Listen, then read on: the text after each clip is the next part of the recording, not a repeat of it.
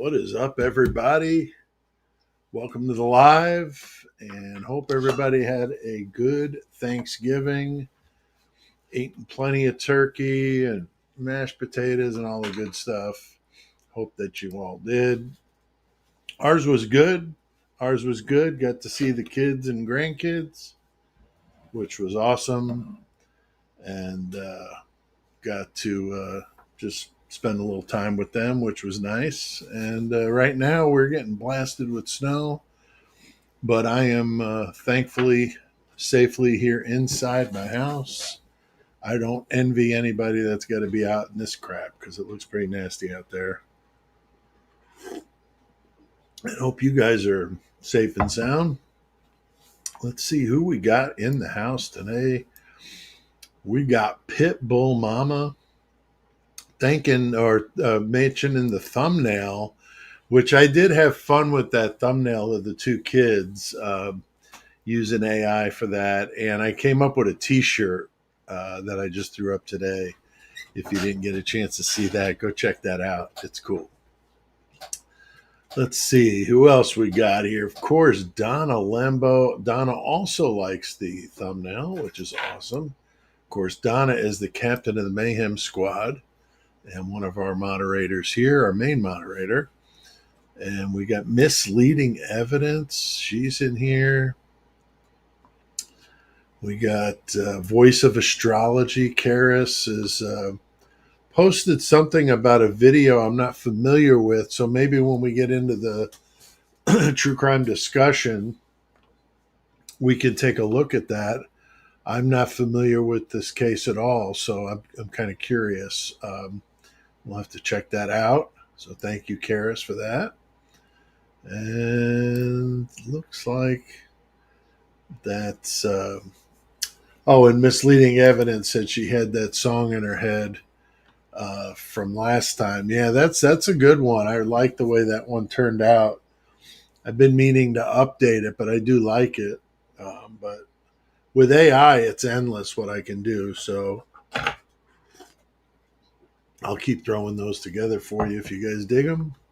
And so thank you for that. Glad you like it. All right, very good. Very good.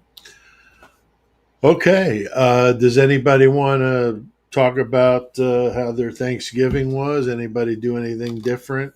Anybody have a big throwdown get together, or did you guys keep it small this year? I know we had about 7 or 8 over here, which was just fine. It was good. The food turned out great. My daughter and daughter-in-law cooked all the food. My daughter's boyfriend made the turkey, killed it. I mean, it was great. It was really, really moist. Wasn't dry at all. But if anybody wants to share any of their Thanksgiving get together, let me know. Does anybody eat anything different than turkey? Turkey and ham. I know most people do turkey or ham. I don't like ham, so I don't eat ham. Not for religious reasons or anything. It's just I'm just not a fan of it. I don't mind the flavor. It's the texture of it that I don't care for. So it's weird. Like deli ham, like if it's in a sandwich with other meats, like I can tolerate it. I'm not a big fan, but I can deal with it. In an omelet, maybe like in basic training, when we got eggs in the morning, we they used to, it was either a plain omelet or ham and cheese. There was no other like, well, let me get some onion. No, it was ham and cheese or plain. And so I would get the ham and cheese omelet because they weren't bad. And like I said, the ham was chopped up real fine. And I was all right with that. Oh man, Donna's making me hungry now. Look at this. I made Italian chicken meatballs with a wine sauce. Kids didn't want turkey. So that sounds interesting, Donna. That does sound good. Can't go wrong with meatballs. I mean, I love meatballs, that's for sure. I like them. beef, pork. I don't know if I've tried the chicken ones or not. I've tried chicken and turkey replacements for other things, so I'm sure I would like it. Yeah, sometimes you get burnt out on turkey, right? But that's cool. It sounds really good. Karis was also thinking some meatballs as well. So yeah, it's can't go wrong. Can't go wrong with meatballs. I know when I make them, I just roll them up and throw them in the sauce and let them cook in the sauce for about an hour is usually all it takes, if even that. And then they're cooked and they're real tender. But my mom used to do them that way, and she used to do them like fried too. But and then Donna says she had the leftovers today. Now that's a funny thing about me. I think I've mentioned some of my weird idiosyncrasies before, but one of the stranger ones is I just don't do the leftover thing. There are certain things every now and then I'll surprise myself and eat it left over, but it's a mind over matter thing. Um, I just, I used to have a roommate when I was first on my own who used to put stuff in like margarine containers and he would leave them in the fridge way too long and they were nasty. And so you're going through the fridge looking for something and you open up one of those things and it was just really disgusting. So it just used to make me sick to my stomach. So for me, I'm just not a big leftover person, but it's dumb because it's wasteful. We'll try to cook, the enough to just feed us and not be, you know, making way too much. But all right, well, I'm not alone here. We got Alicia from Misleading Evidence says she doesn't eat leftover either. Okay, so it's not just me. All right, I don't feel so bad. But yeah, between that and my milk thing, I'm just people just kind of shake their head. I think at me because I got some really weird things about me like that. My wife's over here laughing, just belly laughing over there about that. So yeah. All right. Well, let's see here. What I got made some notes. So we're going to do our open discussion, which I've enjoyed doing these with you. I know the numbers have been, low, but that's okay. I do like doing these with you. So we'll just keep doing that until another idea strikes me as something maybe better. If you guys have any suggestions, but these open discussions are nice because you're not just chained down to one topic, especially now with the Idaho 4 kind of dwindling down to about nothing. I'm having a hard time even watching any content on it, to be completely honest. I was watching something on Jules' channel and it was just like the Charlie Brown teacher, wah, wah, wah. I just couldn't listen anymore. Just burn out on it, I think.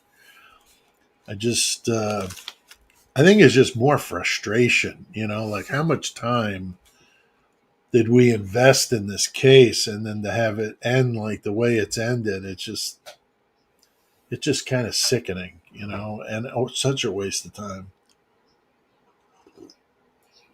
It was fun while it was going on, but man, what a mess! And I'm just hemorrhaging subs too. I'm down below 15,000 again. I don't know what else to do other than just keep doing what I'm doing, but I know that not everybody likes that, so it is what it is. But yeah, Donna's saying Italian food just tastes better to her leftover. Yeah, I mean the whole world thinks that. Like I said, I know I'm definitely in the minority here. I'm just weird when it comes to leftovers. But I know my mom used to make them. I just didn't know. That's the thing. If you don't tell me that that's what they are, I'll eat it. because I won't know. See, that's the key. It's just a mind thing. It's stupid. It's just stupid. I mean, why will I eat yogurt but not drink milk? Right? Some people think that's dumb. It is kind of dumb, but I won't do cottage cheese. That makes me sick just to even look at it. So, not all dairy is my friend. But okay. Got some new merch. I mentioned the kids on the couch. Definitely digging that one. Go check that out. Got Santa. I finally got mine the other day, so I got my Santa shirt. My Murder Metal Mayhem shirt. Definitely digging on it, and and then that one with the new one I just put up today. And they got a sale going on all weekend on T Public, 40% off everything on the website, which is just killer. I mean, t-shirts for $15, and yeah, misleading evidence says Idaho is just a bunch of evidence salad at this point. I agree. I mean, I've gone on some of the channels that I like, and I'm like, okay, I'm kind of curious, like what's been going on, and it's just like they're going over all these documents because they just keep dumping like a crazy amount of documents out. So I'm trying to find something to kind of grab onto, but I'm not really finding it. It's just, I don't know. It seems like everything with Idaho 4, when you find one thing out, you have like 10 more questions. So it seems like the evidence dump is helpful, but it's also creating more work, I would assume, for people following it still, because you can't, it's all over the board and you got everybody doing different documents. So yeah, it's tough. I mean, I've been invited to go on a couple of panels, but I just haven't had anything current to share. So I just don't want to sit there and talk about the same stuff over and over again. So it is what it is, I guess. But and I'm sure the channels that are still doing it have got the viewers, but once they stop, the viewers will all go away. Because I've tried multiple topics and just and right now I've got other things that are occupying my time, so I'm not. I don't have just endless time to just sit here and fool around doing different videos. I'm just like kind of annoyed at the whole thing, but I'm still sticking with it, and I'll still, you know, follow it. It's just not like it was before, for sure, for me. So I've been anxious to find a new case that really interests me. There's some interesting ones I've got. I've made a list here of some good ones to talk about with you. Some that you probably haven't heard of before, because I never heard of any of these. They're just out there. I mean, like really crazy. But we'll go over them. We'll go over them. Does anybody have anything for the Idaho 4? I know misleading evidence is saying it's just kind of an evidence salad at this point. But what is what are the topics, I guess, that people are talking about now? I know that it's I've was listening to one where they were talking about I can't remember now, some woman I never heard of. Like there's been a lot of names mentioned I haven't heard of before. So I'm just thinking I really must be out of it to not recognize some of these names, or they're brand new to the scene. Some friend, oh, it was a friend of theirs that said that Kaylee, Xana, and Ethan uh, were using white powder. So that's interesting, if that's true, because that would definitely get people kind of wound up when you end up missing a bunch of that. So if that's what happened, that would definitely explain some things, for why things went down the way they went down. But I don't know. The channels that crack me up, some of these channels have been doing this for a while, this following this case, and they still mispronouncing these names. There was one my wife and I were watching yesterday, or the day before. It was the person was saying Zana, and I'm like, dude, seriously, it's Xana. I mean, what the hell? It just blows my mind when people just are that lazy they can't even figure out how to pronounce something. And same with Gonzalez. I mean, geez, I heard that thing butchered by a lot of people. It just really, really frustrating. But anything else that you guys have heard about with the Idaho 4 that you wanted to talk about, or anything you want to tell me about?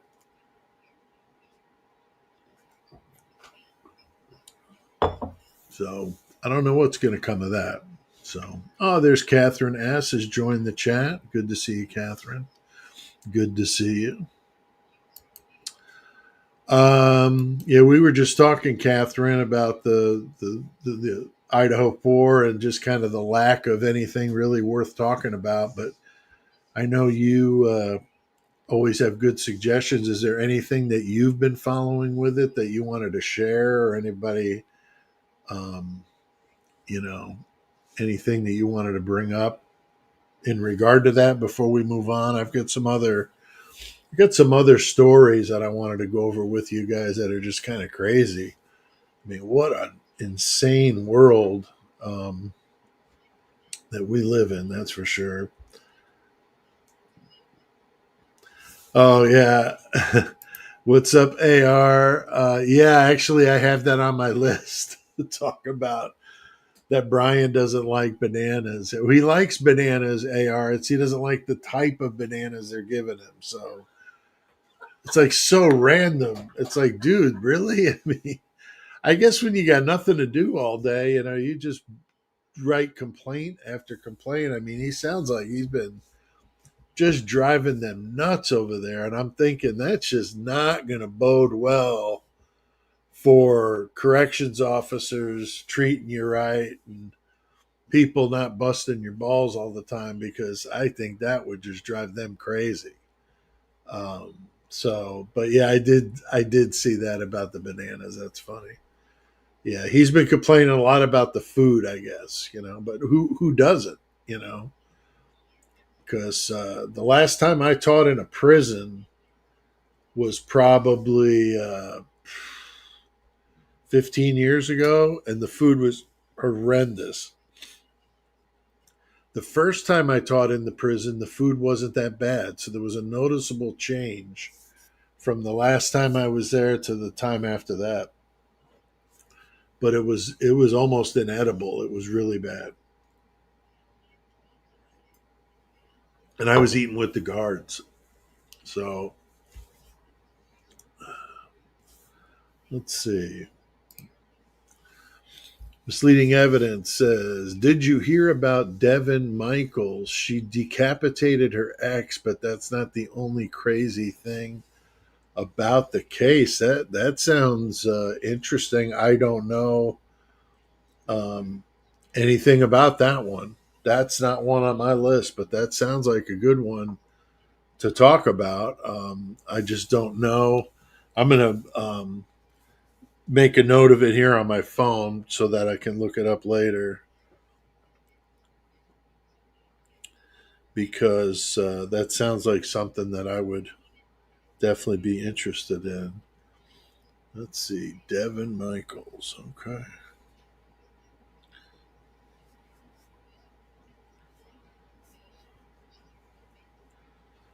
So it looks like the trial's already going on. Okay.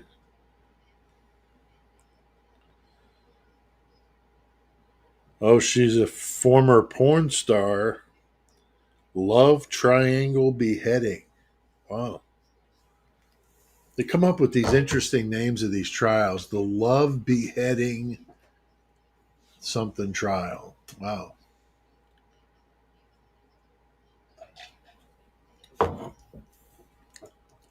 And then she says, it's right up your alley. I'm not sure what that means. I'll definitely check it out because it does sound like it's right up my alley.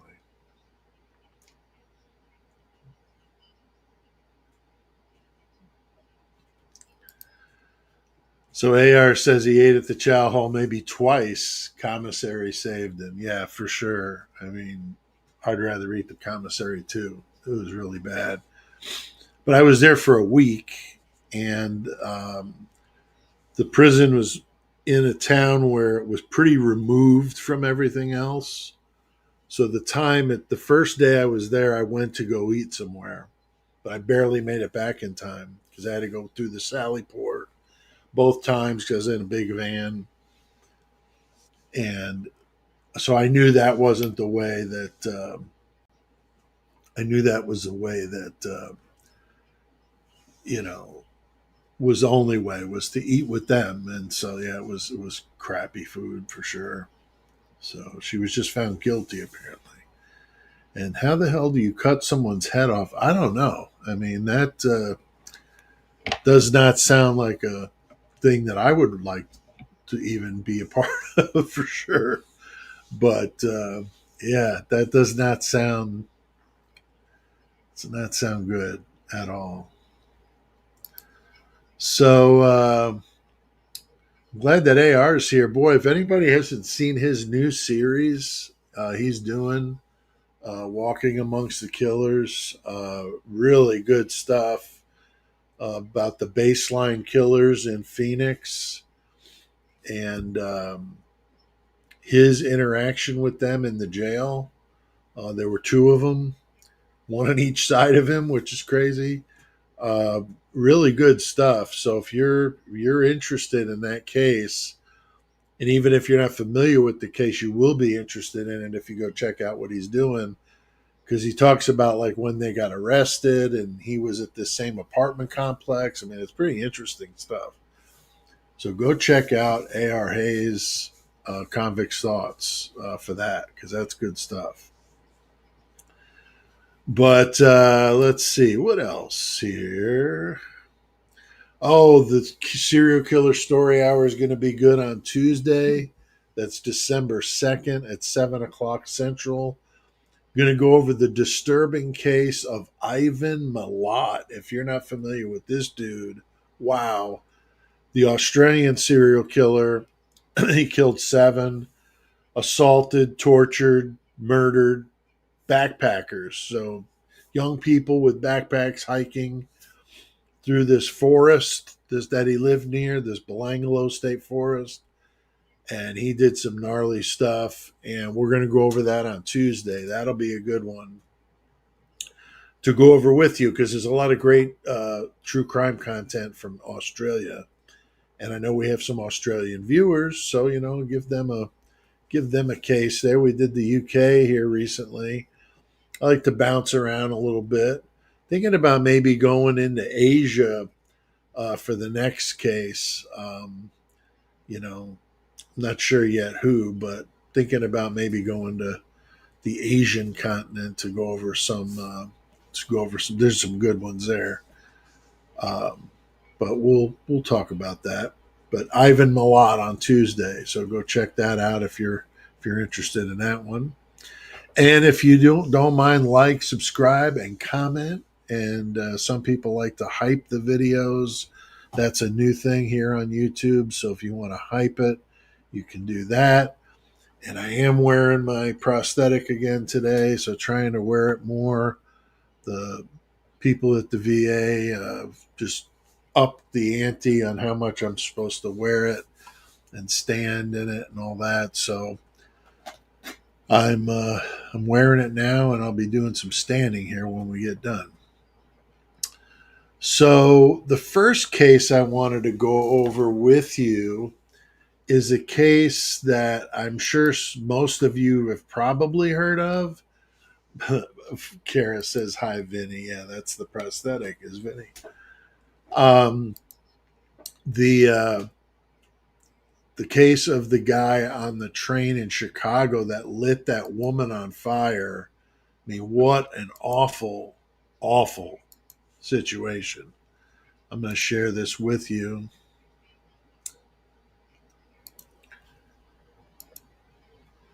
So, man allegedly set woman on fire on Chicago train, was arrested 72 times before this happened. I mean, if that's not a glaring problem of how somebody gets arrested that many times and is still out and about doing stuff like this, something's wrong. All right. So the man accused of dousing a woman in gasoline and setting her on fire while on board a Chicago public transit train has been charged with a federal terrorism offense, and prosecutors say he has a criminal history that includes 72 prior arrests. Lawrence Reed, 50, was arrested November 18th in connection with the November 17th attack on a 26-year-old woman on board the Blue Line L train that was traveling through downtown Chicago. That's a train that my sister takes. So this is definitely disturbing to me for sure. The Department of Justice announced November 19th in a news release. Been charged with committing a terrorist attack against a mass transportation system, which carries a maximum sentence of life in federal prison. It's probably a good place for him. According to a criminal complaint filed November 19th, the DOJ says Reed purchased the gasoline from a gas station and placed it in a handheld container prior to getting on the train. And once on board, he approached the woman from behind, poured gasoline on her head and body, and then chased her through the train before igniting the fuel and setting her on fire. And the victim, identified by the New York Post as Bethany McGee, so she remains hospitalized. So she did not die, which is amazing. But what a terrible, terrible thing. And his criminal history goes back, it says here, 30 years. He spent 32 years in and out of the criminal justice system, starting at age 18. He's been arrested 72 times, and 8 felonies and 7 misdemeanor convictions. Unbelievable. Federal judge ordered Reed to be held without bail in connection with the train attack on November 17th. He has no attorney and is representing himself. Oh, yeah, that's going to go well. I can tell you how that story ends right now. So good for him because he deserves it. That's horrible. So death penalty could apply if she does not survive. But the death penalty was abolished in Illinois in 2011. So if it's federal, then I guess that would apply, but not if it's just a state thing. So what do you guys think about that one? I mean, have you heard about that case before?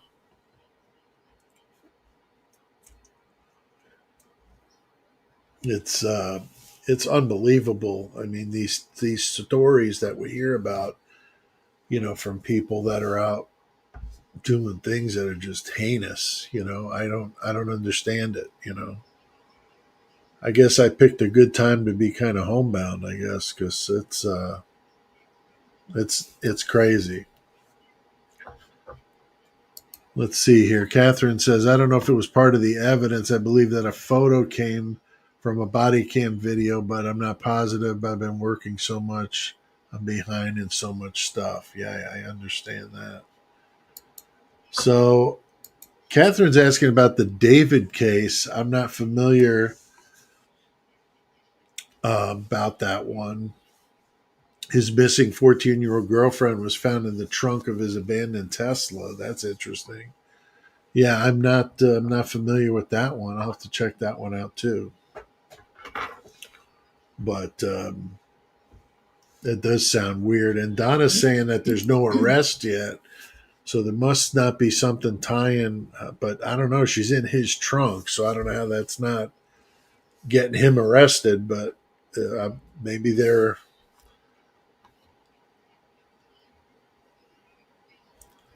okay. Here we go. It says he's a rapper and she was beheaded. Another one with the beheading. My God.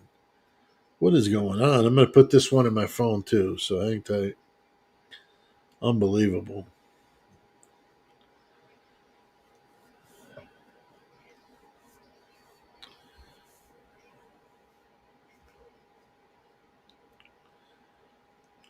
Yeah. So I don't know.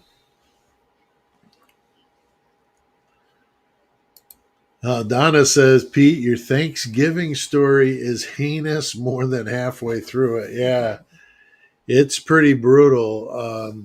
Donna's talking about the Last Supper. That's my short story from my Creation of Chaos 3 book. So it's been out a few years now, but it's the only Thanksgiving horror story that I know about. So I thought, why not write a horror story that centers around a holiday like Thanksgiving? Why not? So it's an interesting one if you're into that kind of thing. I've got my reading of it on the channel. I just posted it the other day, so you should be able to find it pretty easy if you're looking. But yeah, the Last Supper. It's not what you think. It's not the Last Supper. It's a Last Supper, I guess. But no, the title of it is definitely makes people think of it being something biblical, but it's not. It's about a very dysfunctional rich family that has a tradition that they meet only once a year on Thanksgiving for dinner. And this year, in the story that Thanksgiving comes, everyone at the table wants somebody else at the table to die. And so there is a death, and it's interesting how they pull it off. And in this dining room where everybody is, so yeah, you'll have to check that out. And it's me reading the story if you like that kind of thing.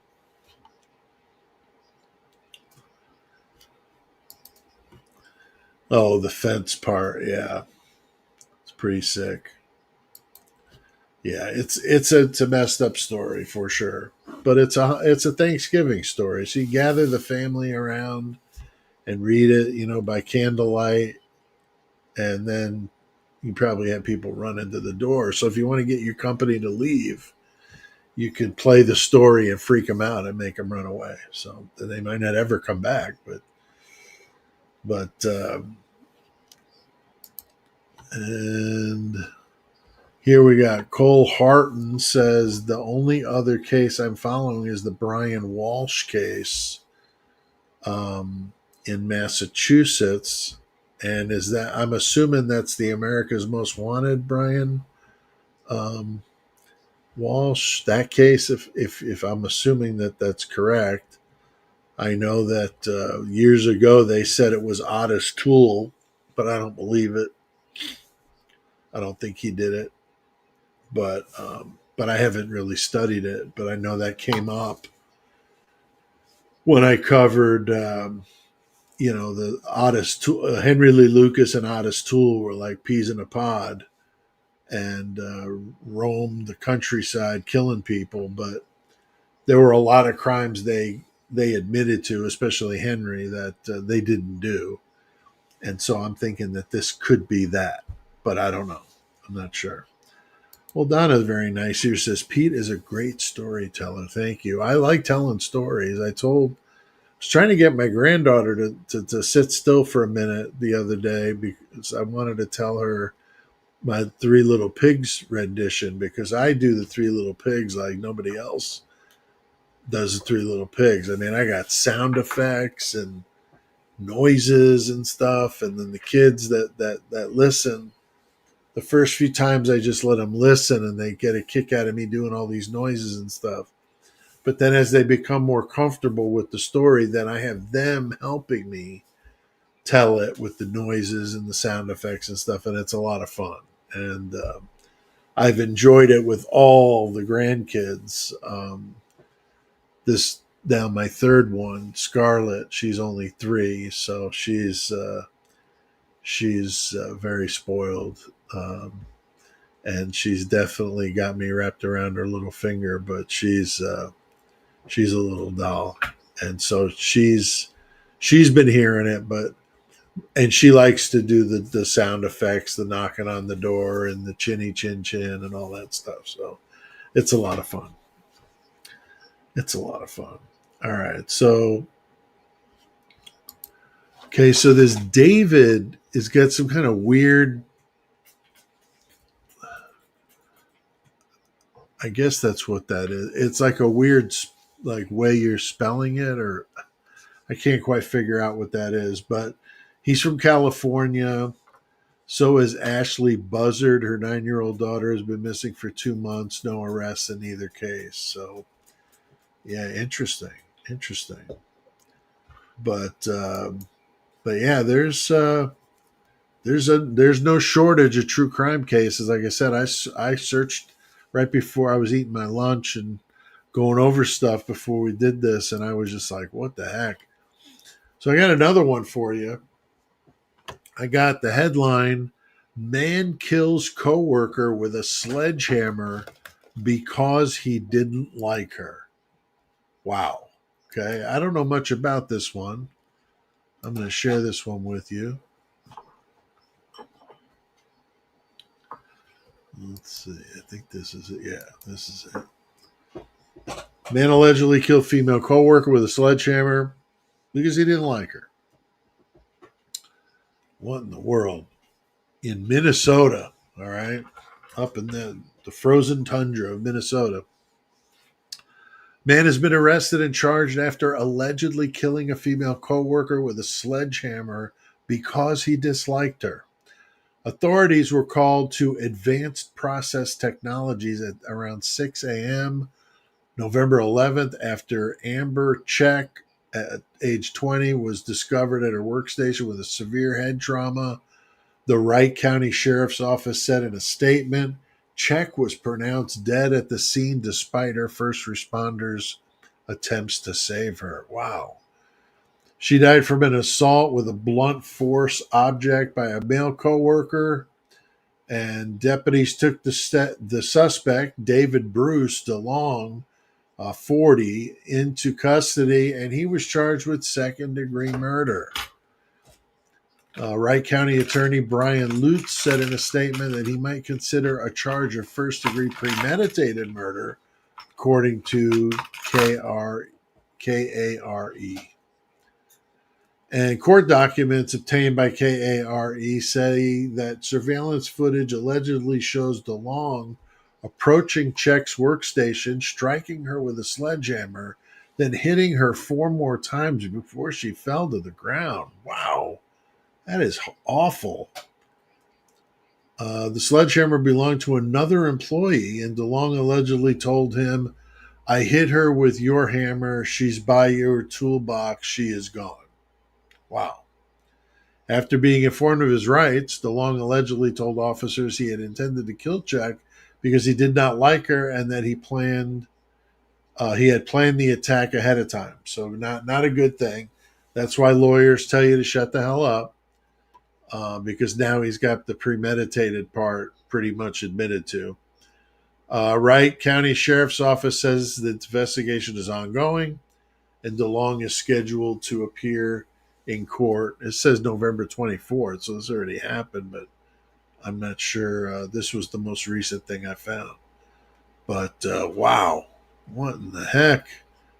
Another crazy one. What do you guys think of these cases? I mean, man, I never heard of that one, but I mean, people get upset at work. I don't know. You've probably had somebody at work that you didn't like very much, and then you go hitting them with a sledgehammer. I mean, my gosh, that's insane.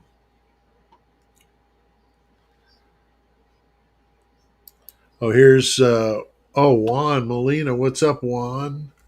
Very nice to see you here.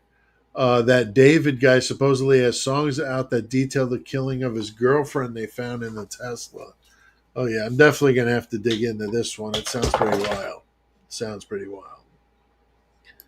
But yeah, what's up with this guy with the sledgehammer at work? I mean, like I said, I know I've had issues with people at work over the years. I never ever would have dreamed of doing something like that. But obviously these people have no restraint. It's that thing missing in their brain that doesn't tell them to stop. They have no. They're just like thoughtless. They don't care. It's weird. I mean, it's hard for us to imagine why somebody would do this.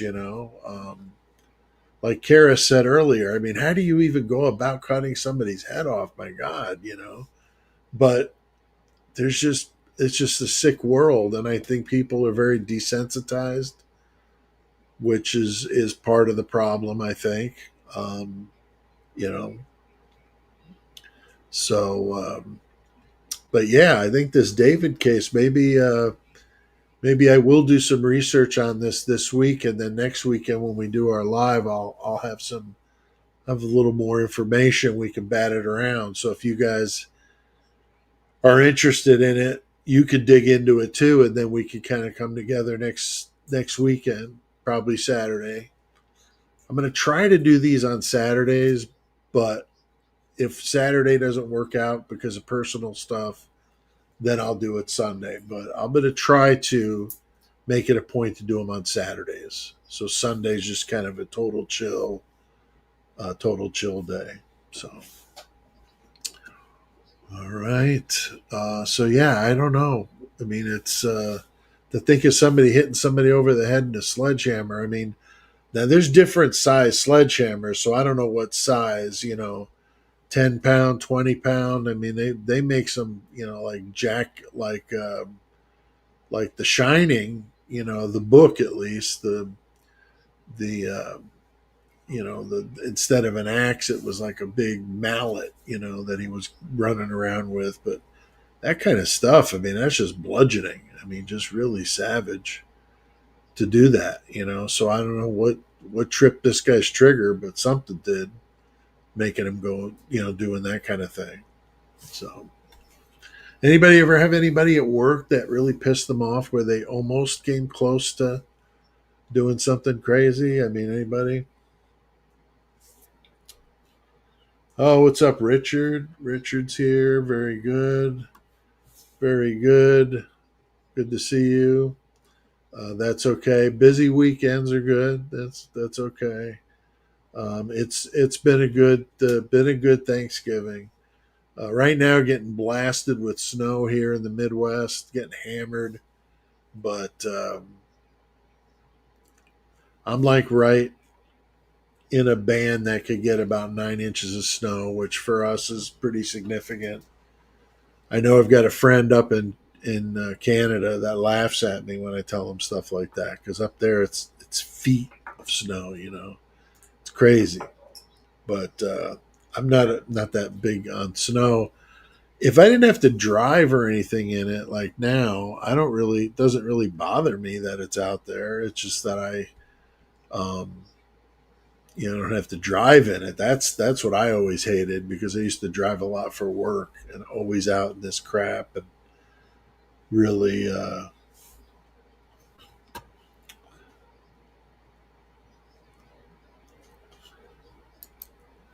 So Richard's saying what we have now is about to go to him. So yeah, it's probably heading eastbound like all storms do, right? They go from the west to the east. So yeah, if you're east of the Midwest, you're about to get it. I haven't looked at like other forecasts, but I know like lake effect up by Buffalo, those guys always get blasted. I don't know. Every winter, I feel like I'm one step closer to joining my parents in Arizona. So I would definitely be digging on that. I think it would take some adjustment, obviously, with the heat, because I'm not a big fan of the heat either. I mean, my perfect climate would be like San Diego, but I just can't afford that nonsense. But and my folks are, in Arizona, so I'd like to go there eventually. But yeah, it would be quite the shock on me in the summer, I'm sure. But that's what air conditioning's for, right? I just fire up the AC and stay inside. And that's what you have to do there. You get your stuff done early in the morning so you're not in the heat during the worst of it. Kind of like how we do here with the cold. You wait till it warms up, you go do your stuff, come home before it gets nasty again. You work around it. When I was in Texas in the Army, I thought I was going to die. It was so hot down there, but I got used to it eventually. So, Oh, here we got Eyes on Heaven. Good to see you. Yep, I moved to South Carolina from Massachusetts, lived through many blizzards and northeasters. Yeah. I left the East Coast just before some of the worst ones. So, I mean, I remember one gnarly one when I was a kid, but there's been some really bad storms that I've avoided since I've lived out here now over 30 years. So, I moved away in 90, so I've been out here for a long time now. All right. Let's see what else we got here for you. Here's a good one. A man claims he is Jesus and lights a woman on fire. What in the world is going on with this dude? Let's check this one out. Over in Tennessee, Tennessee man allegedly set woman on fire after claiming he was Jesus. So there he is. There's Jesus for you. In Soddy Daisy, Tennessee. What a strange name for a town. Man in custody after deputies alleged, excuse me, he doused a woman with gasoline and set her on fire, leaving her with third-degree burns over 70% of her body. That's horrible. What's up with these two? The guy on the train and this guy, my gosh. Neighbors called 911 on November 11th when they saw a badly burned woman and a camper on fire, according to an affidavit obtained by WSBT. When Hamilton County Sheriff's Office deputies arrived, they found a 58-year-old Angela Palacio lying in the driveway. She was still conscious and reportedly told first responders, "Chris did it. He poured gas on me. He's lost it." And a witness to the scene, Steve Ellis, held Christopher Medulla, 39, at gunpoint until officers arrived. Wow, hardcore. Palacio was airlifted to a hospital where she died from her injuries. That's awful. A relative decided to remove the life support. That's rough. Officers reportedly found a lighter in Medulla's pocket and noted he smelled strongly of fuel. He allegedly said, "I poured gas on her," when asked how the fire started. And in court documents obtained by People magazine, Medulla allegedly claimed to Ellis before officers arrived that he, quote, had to do it, unquote, because Palacio was, quote, the devil, unquote, who was poisoning the world, and that he was Jesus. Medulla was taken into custody and charged with attempted first-degree murder, aggravated arson, and aggravated assault, according to WSBT. Palacio was still alive at the time Medulla was initially charged with attempted murder, but the sheriff's office said that would be upgraded to first-degree murder. Wow. Medulla's criminal history dates back to 2005 and includes arrests for assault, domestic assault, aggravated assault. Man. Again, I mean, I don't know how many. This guy didn't have 72 like that other fool, but this is just crazy. These guys keep getting in and out of prison. And I mean, I know if you served your time, I agree, they served their time, they're done. But you would think after repeated offenses like this, they would, you know, keep them in there longer, but apparently not. At his first court appearance, the judge ordered Medulla to undergo a forensic mental evaluation to determine whether he is competent for the case to proceed. Medulla remains at the Hamilton County Jail. His next court appearance, February 9th of 26. What the heck? This guy. What do you guys think about that one? I mean, that's just, Karras brings up a good point here. Um,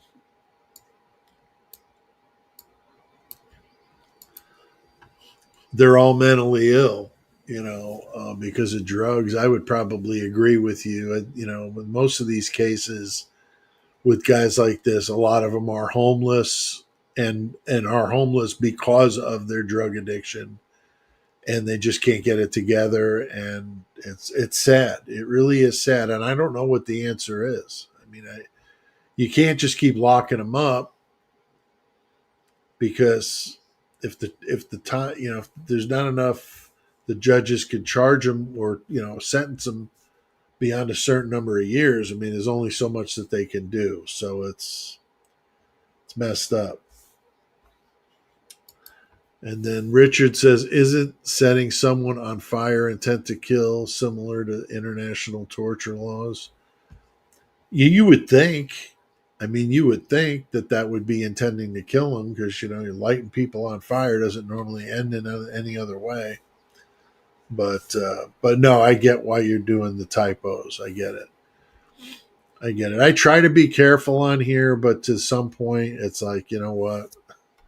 Words are going to be said. I'm not going to sit here and tap dance around any more than I already am. So it is what it is. But yeah, I think party favors plays a big part in this.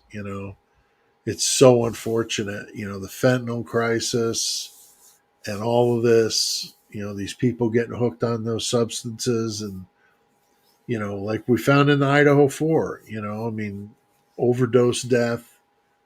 Caden Young case, with Emma and Demetrius, that was horrible.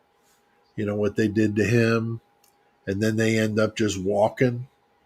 So damn well they're confidential informants. I mean, how else do you come up with a way to just walk away from that? They had him dead to rights, but they were able to wiggle free, and I'm thinking that was because they're informing. They're doing something for the police to do them a favor, where they wouldn't be letting them out. That's for sure. So yeah, it's frustrating, Richard. I know to have to sit here and say certain words on a living and all that. I don't understand why if they're trying to crack down on that kind of stuff, why even let the true crime channels exist? Why? Because it makes them money. Okay, so if they weren't making money off of us doing true crime stories, then they would just get rid of it. I mean, look at me. My channel is called Murder Metal Mayhem. I seriously debated to just start a different channel when I started this back in December of 23. But I had been doing the Murder Metal Mayhem podcast at that point for 7 years. So I was like, I don't want to change up now, I mean, my branding of Murder Metal Mayhem. So I'm just going to give it a shot and see what happens. And thankfully, it responded well. But I wonder if maybe that's why I'm kind of plateaued at 15,000 is because of that. I don't know. I mean, I don't know if we'll ever really know, but it's frustrating. And then you watch like Law and Crime, and they throw around all kinds of words on there. Nobody seems to care on that channel. I don't hear them saying unalived and all that on there. But because they're a bigger channel, they get more leeway, It's frustrating. But to me, it's like just let the true crime people go if you don't want people talking about murder and death and stuff. And what the hell do you expect?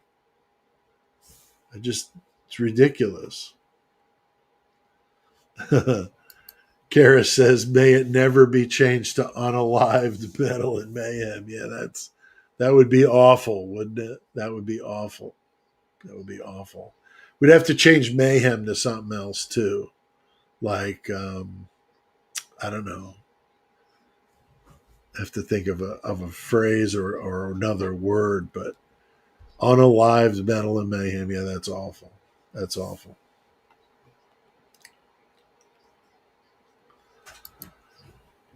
And misleading evidence says, I don't think YouTube is correctly notifying people about videos. That's a good point. That's a good point. I think that they should be, there should just be a section of YouTube that's for adult, like 18 and older, and that's where the true crime stuff is. So you could say what you want to say. You don't have to sit here and tap dance. And then if it's an advertiser issue, then the advertisers that don't want to be on the true crime channels can just do the non-true crime stuff. There should be plenty of people advertising that don't care or would be fine with our crowd, our money, but apparently not. Because they don't seem to really pay much attention. I don't know. It's just it doesn't make any sense to me. Like I said, Murder Metal Mayhem. The reason why I called it that was I wanted a name that was easily understood, no doubt what we're going to be talking about. And on the podcast, we never did any warnings or anything like that because, again, I thought if you're watching a channel or listening to a podcast called Murder Metal Mayhem, you shouldn't be surprised if you hear some words you don't want to hear, or rough language or disgusting subject matter. It shouldn't surprise you. I mean, if I'm flipping channels and I see Murder Metal Mayhem, I know what I'm getting right there. I know it. So I'm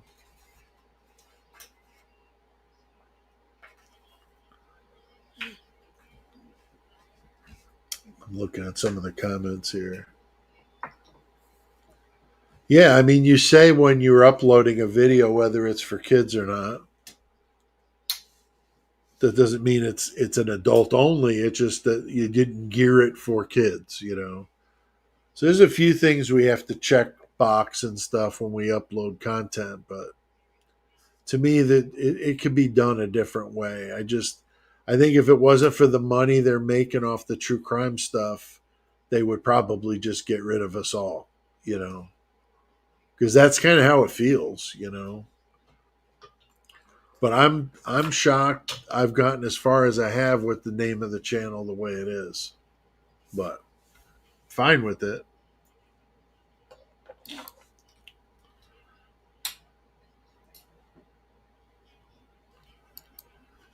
So Karis asks, I watch your old podcast. You guys swear like truck drivers. What changed? The podcast is the podcast, okay? The podcast is not the channel. I never looked at the channel as like a redoing of the podcast. The channel was always meant to be PG-13 because I knew the rules on YouTube. And I knew that they would never let it fly the way we did it. Plus, we did like 2 hour long episodes, and a lot of people don't want to sit there that long. So I never wanted to recreate that on YouTube. I've done variations of it, like Serial Killer Story Hour is kind of like a little bit like the way I did. Again, it's got to be PG-13 because YouTube, but on the podcast, we talk about murder, which is a true crime segment, then metal, which is about heavy metal, and then mayhem, which is just kind of a general crazy stories and funny stories, just different things that we put in there. And that's how we did it in 3 parts.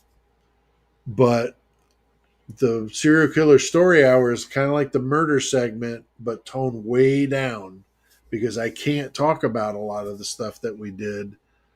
I mean, we did some really outlandish stuff on the podcast. I mean, talking about cannibals and eating barbecue and all kinds of stuff, that people would have probably thought was in bad taste, pun intended. But we did it because we liked it. We thought it was funny.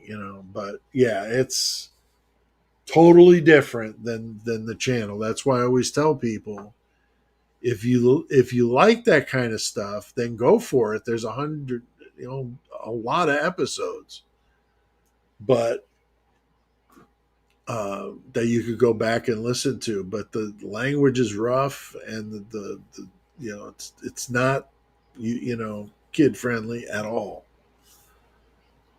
At all. So Richard says, "You are correct, Pete. Imagine my dilemma as I paint cartoon horror art with parody characters at times. I get flagged though. I'm 18 and older." Yeah. So it hits a lot of us artists just as well. Yeah, it's and then we are former military folk got to give slack on a few sharp words. Yeah, military definitely you hear a lot of loose language there for sure, for sure.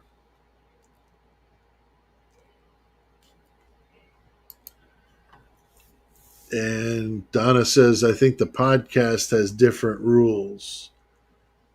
Yeah, I mean the different rules for a podcast, but I don't know.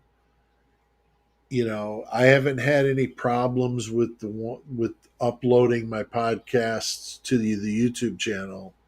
Although every single one of them gets a copyright, I don't get a strike. They just don't monetize the episode because of the bumper music we play. I play 30-second clips, three each episode between the segments, just bumper music, 30 seconds of a song.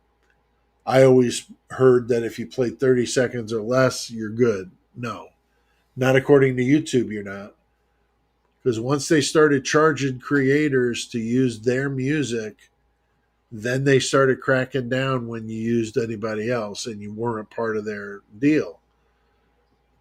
Now, I've even had my own music flagged on there, which is ridiculous. But how do you prove that you wrote the song?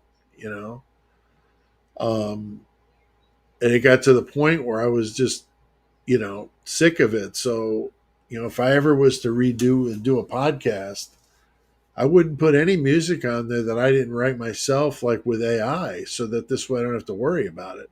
That's why I've been doing all the AI here on this channel, is because I don't want to deal with the strikes, because they just don't monetize the episode. And also, each one of the podcasts ended with one of my killer karaoke songs, which I take a song and just scream it like I used to scream in my band, and just like ballads, like really the cornier and lamer the songs were, the funnier they were. Like boy bands, like all kinds of stuff I did like that, and it was funny as hell. But they flagged every one of those and said I can't monetize the episode because of this. The only ones they ever said I couldn't use at all were the ones with AC/DC songs. AC/DC's publisher or whoever they got doing that, man, they are hardcore. I mean, not only do they not want the episode, monetized, but they just you're banned. They don't even let you play it or use it. It's gone, like it didn't exist. So it's a pain. It really is to deal with it. That's why the AI stuff is nice for me. So yeah, it's yeah, I don't know, um, what to make of it. Richard's asking about my health. Doing fine, Richard. I got my prosthetic on here. I got my leg on. Um, I'm learning how to stand with it right now. I've taken a few steps with the walker, but that's about it. The VA's got me putting more and more layers on my stump to try to shrink it down. It's got to be, they want it the same width of your knee or less. So it fits into the socket, which is the top part of the prosthetic that your leg goes into. And so once I get my final one, it'll be the smaller size. But I've got a cool thing I made for my prosthetic, which is going to be, I made it in AI, but it's all diamond plate. And at the top and bottom are flames. and in the middle of the diamond plate, there's a hand busting through doing throwing up the horns, and it looks really cool. And then at the top of my bottom of the stump, I'm planning on having flames tattooed on my leg going up, so it'll be like a continuation of it going up my leg. I think it's going to look pretty cool. So that's cool. See, Richard says, I'm going in this month to get my benefits. You talking about VA or Social Security, Richard? In either case, that's good. That's good. My Social Security started up this summer. It was 22 months I waited, 22 months. And when I went to the last doctor's appointment for Social Security, I told the doctor, I said, because I wheeled myself in there and I said, man, I'm like losing body parts waiting for you guys to approve me. My gosh, what else do I got to do? And it was kind of funny, but it was right. Like, come on now. Let's see. Uh, Here we get Karis asking, can you sing or scream Kermit the Frog? It's not easy being green. I probably could. I've done lots of funny ones. I for a while there, I was you doing it to learn how to record because I first learned how to record by just recording my voice singing to karaoke. And the very first song I ever did was My Heart Will Go On, just because I thought it would sound funny with me singing it the way I sing. So I did it and it was hysterical, especially when the big choir comes in at the end and I'm screaming like balls out. And the choir, I'm like right in there, like I'm like locked in with, singing in key and screaming like that. It's just really funny. And I thought that was funny, so I played it for people and they were dying. So then I just started doing them as many as I could. I mean, I did a Grease tribute to Grease, which is totally ridiculous, like Hopelessly Devoted and Grease Lightning, and oh, it's absurd, totally absurd. And I did classic songs. I did so many. I did like 3 Christmas albums.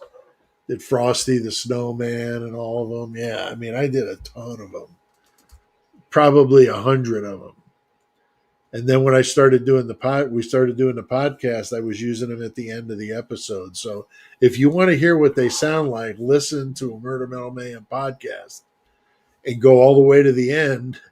And the last thing you'll hear is me doing a karaoke song. And I usually tried to tie them in. Like, for example, if we did an Australian killer, I did like Men at Work, the Down Under song, or that kind of thing. So we had a little fun with it, and not all the time did I do that, but if I could, I would do it. And like when I did Richard Kuklinski, the Iceman, did Ice Ice Baby. So just doing that. The boy band stuff was really funny. Did 50 songs. I mean, I did them all. I did them all. Elvis, yeah, I did Elvis. My late wife begged me to not do Elvis because she liked him, but I did it anyway just because I thought it was funny. So I did White Christmas. Did a couple of them. A couple of them. I know White Christmas was one of them because it was on one of the Christmas albums. Yeah, I'm Too Sexy. I mean, you name it, I've done it. You name it, I've done it. It's totally ridiculous. So there. Let's see what other stuff I wrote down here. So yeah, as AR mentioned, Koberger. I was looked up what was the latest with the Idaho 4. The banana story came up, which was funny. But who was commenting in the or quoted in the story was that Chris McDonough, that one from the Interview Room or whatever. And I'm not a fan of that guy. He's definitely an anti, you know, hang Koberger high kind of guy. So I have a hard time listening to his content, but but the but the the stuff is just so ridiculous. So Kara says maybe I'll start taking song requests. Oh yeah, I mean I could have a few maybe lined up for the next live we do. Maybe I'll play one for you. Pick out a good one.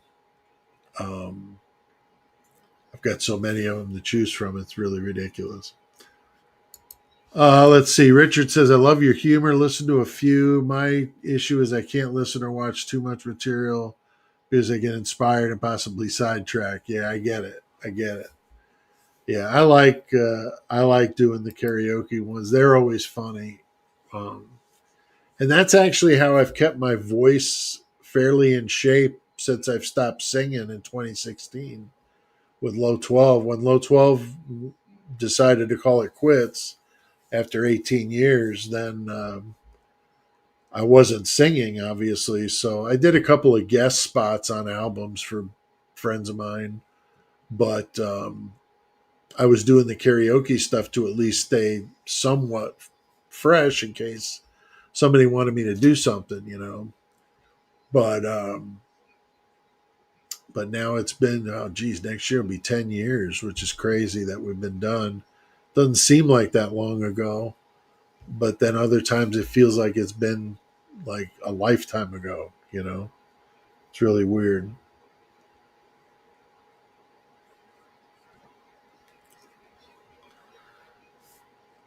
So so yeah, that's fun stuff. I do get a kick out of it.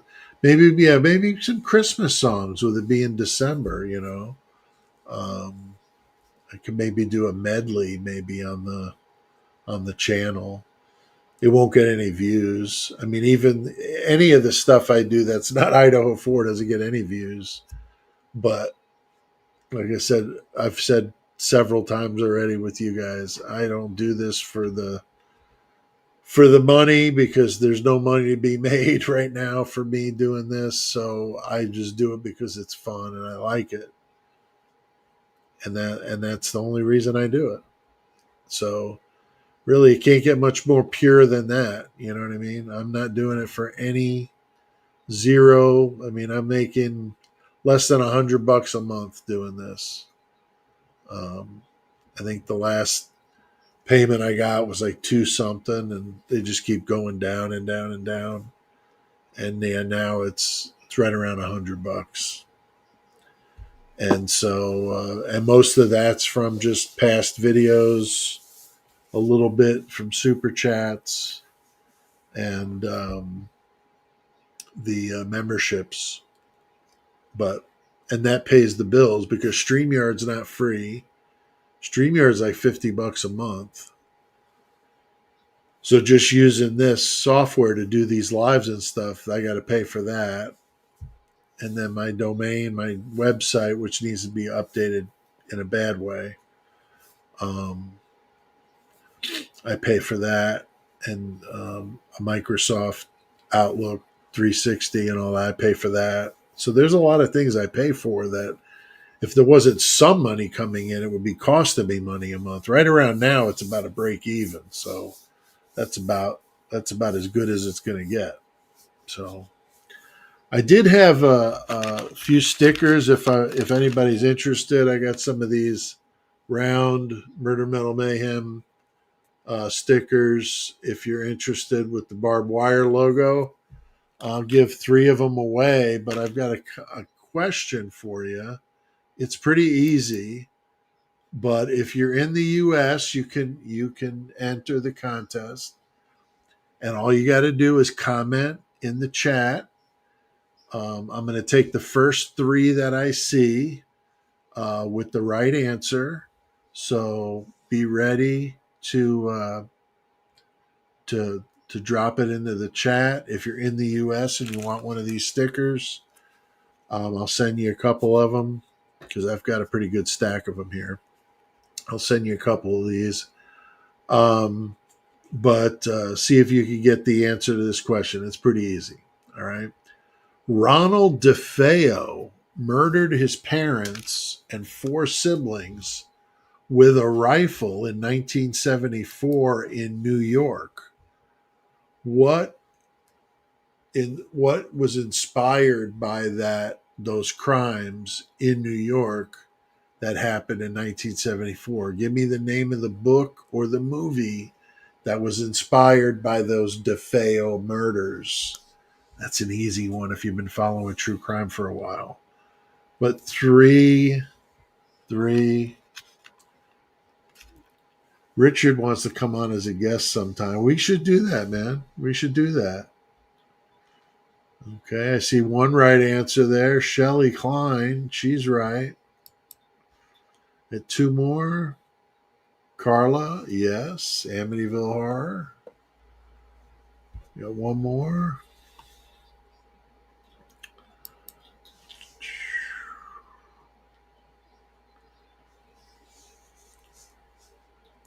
Been talking about getting AR back on here again. Talk about his new series and stuff, Richard. So maybe after that we can do something together if you'd be interested. Um,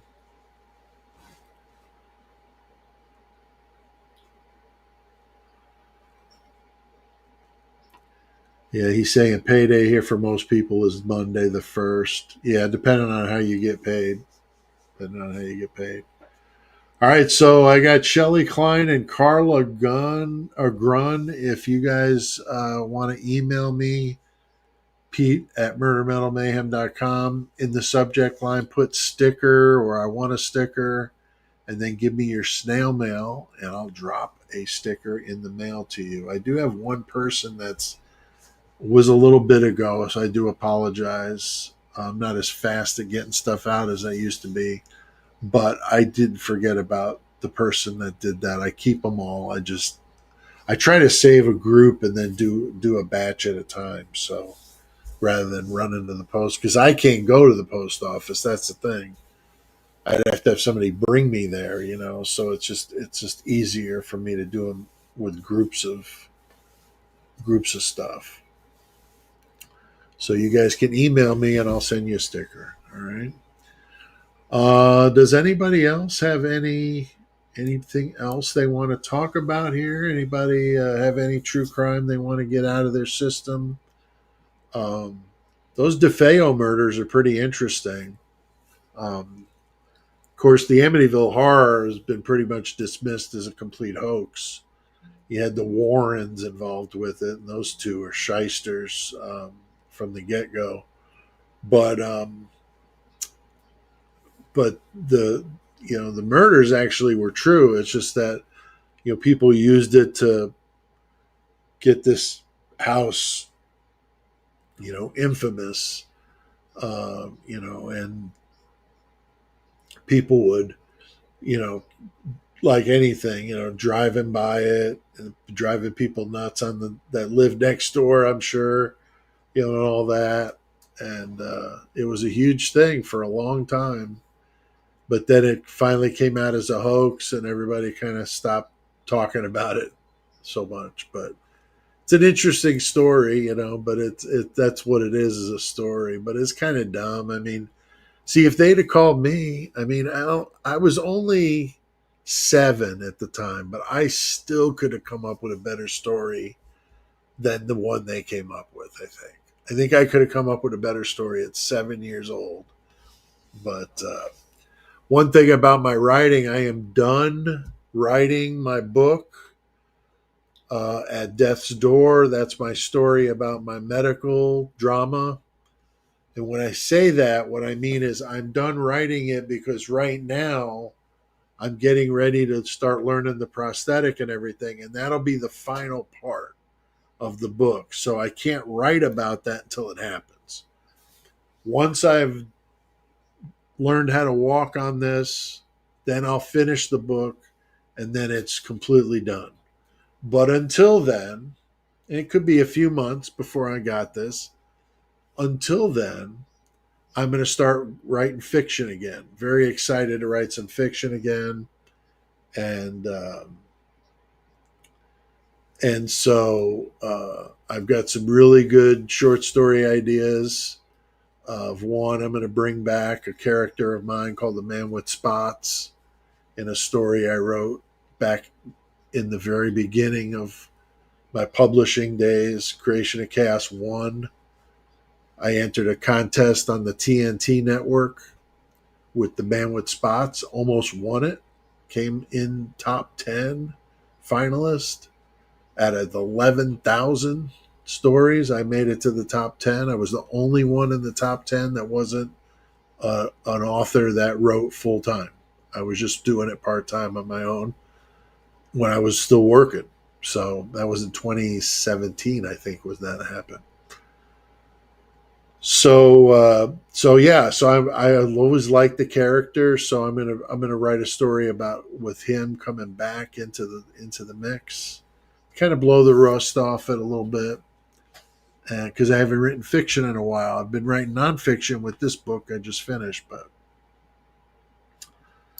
Shelley says, "What do you think your new book will cost?" I'm not sure yet, Shelley. That's a good question.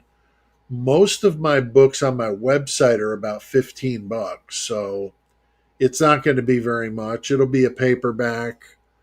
Um, I've got some ideas. I've had some interesting input from some people here on YouTube that are in the publishing business that have given me some pointers and some ideas. And I'm considering doing a separate channel just for the book and maybe doing audio readings of the chapters on there and make it available that way.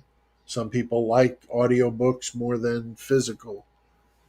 Um, everybody's got different tastes. About 50% of book consumers do it with audio now. So you can't really discount it, even if it's not your thing. So yeah, so I'm not sure yet, but once it's done, then I'll let people know what's going on with it, Shelley, so you'll know. But and I'll probably giving some copies away. I love contests and stuff, so I'll be doing some of that. I'll probably do an advanced order too with some sort of perk. My friend Mike is doing the cover. He's painting it. I'm doing it old. He's doing it old school, like oil painting, and then we're going to scan it and use that for the cover. Get some really cool stuff going on with that, and that'll wrap that part of it up. And then my wife is my editor, so she's going to start hacking and slashing and going through it once I'm done with the whole thing. And then it goes through a process, me rewriting, me editing, then she edits it.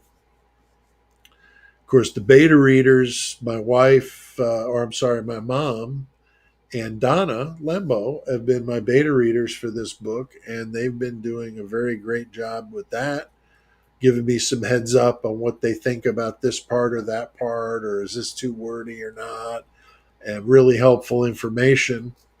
So they've been reading it, so they know what it's about. It's hard hitting. It's very real. There's some really, I mean, like bare bones stuff in here. I mean, stuff you don't have any idea about of me. I talk about my kids, my grandkids, but also what it was like going through all those operations and being in the hospital and all of the nightmares and the PTSD and the anxiety and all of it. It's all in there. So yeah. So yeah, definitely autobiographical. So you get a lot of information in there about me as a person, as well as what I went through. So Donna says the book is a page turner. So that's awesome to hear. She's been reading it. She's read it, all the way up to where I've stopped so far. But I'm anxious to do some fiction again. I love doing the horror, the fiction stuff, and I've got a few different. I don't do the hack and slash stuff. I mean, there are murders that happen in my stories. There are violent events, obviously, that happen, but I'm not one to just like do Freddy Jason type horror. Mine is more psychological type stuff, but I like watching some of that. I just have to be in the mood for it. That's all. So, all right. Anybody have anything else here as we're winding it down? I always cap it off at an hour and a half, and we are right about there. But if you haven't already done so, hit that like button. If you're not a subscriber, please subscribe because I want to get my I want to get above 15,000 again. I dipped just below it, so I need some more subscribers. So get there and subscribe. And if you want to go check out the merch, I've got, throw some of these up at you. Got that new merch site, that TeePublic site page just for our merch. You can get any kind of merch you're interested in. I got like 10 different designs on there, and you could put them in any configuration you want. It's pretty cool. Mention the Serial Killer Story Hour. That's Tuesdays at 7 p.m. Central. Next one's going to be on Ivan Milat, the Australian serial killer. 7 victims. If you want to do the, donate to the channel, there's some stuff there in the crawler. If you're interested in doing any of that. If you want to become a member, we've got the membership, Horns High Club, and the Mayhem Squad. And if you want to just help for free, you can follow AR. I mentioned AR's channel earlier, Convict's Thoughts. But if you want to help for free, you could just like and subscribe. I mean, that helps the channel immensely.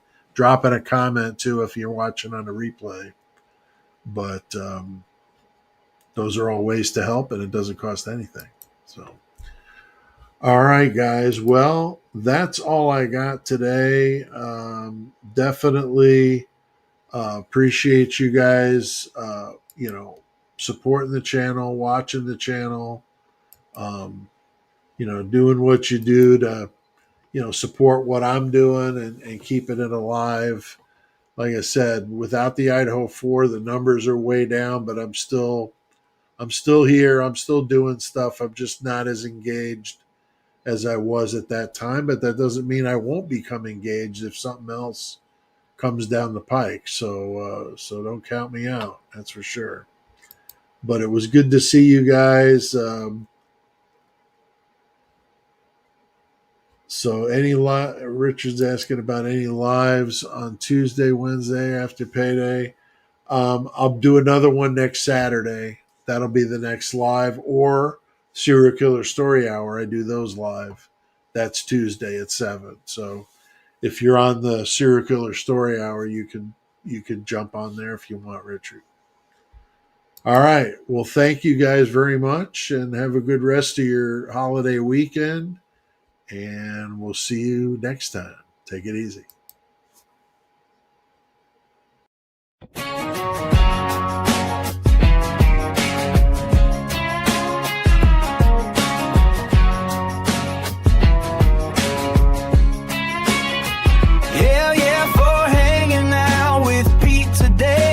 Got you fired up and thinking you earned a nice cold beer or beverage of choice. Or if the greenery is what you dig, I hope it's moist. Make sure you hit that like button, subscribe, and leave a word in the comments.